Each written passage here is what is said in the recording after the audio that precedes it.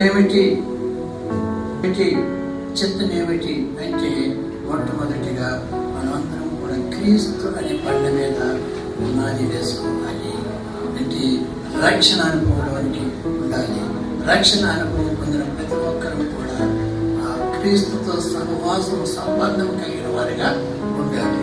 మొదటిది అది ఆయన చిత్తం ఏమైంది. రెండవ చిత్తం ఏమిటంటే ఇక్కడ చూద్దాం.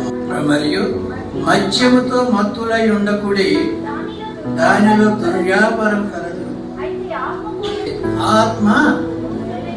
ఆత్మపూర్ణులై ఉండుడి, ఒకరినొకరు కీర్తనలతోనూ సంగీతములతోనూ ఆత్మ సంబంధమైన పాటలతోనూ హెచ్చరించుచు మన ప్రభువైన యేసుక్రీస్తు పేరిట సమస్తమును కూర్చిన తండ్రి అయిన దేవునికి ఎల్లప్పుడూ కృతజ్ఞతాస్తుతులు చెల్లించుచు క్రీస్తునందరి భయముతో నొకరినొకరు లోబడి ఉండేది. హల్లెలూయా. సిద్ధుల్లో నూనె ఉన్నప్పుడు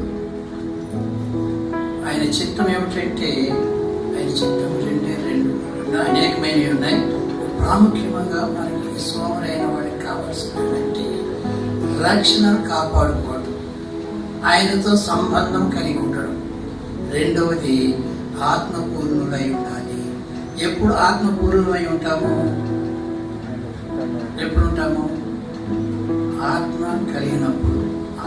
ఆత్మలో సిద్ధుల్లో నూనె ఉంటే పరిశుద్ధాత్ముడు మనలో ఉన్నప్పుడు, పరిశుద్ధాత్మతో మనం ఉన్నప్పుడు ఆత్మపూర్ణులుగా ఉంటాం. ఆత్మపూర్ణులు ఉంటాం. దెయ్యం ఉన్నప్పుడు చూడండి, ఒకరినొకరు కీర్తనలతోనూ సంగీతములతోనూ ఆత్మ సంబంధమైన పాటలతోనూ హెచ్చరించుకోవాలని చెప్పాడు. పరిశుద్ధాత్మ ఉన్నప్పుడు ఈ కార్యం జరుగుతుంది. అదే దెయ్యం ఉన్నప్పుడు, ఆత్మ ఉన్నప్పుడు ఎలా ఉంటారు? దెయ్యం ఉన్నప్పుడు ఏం చేస్తారు?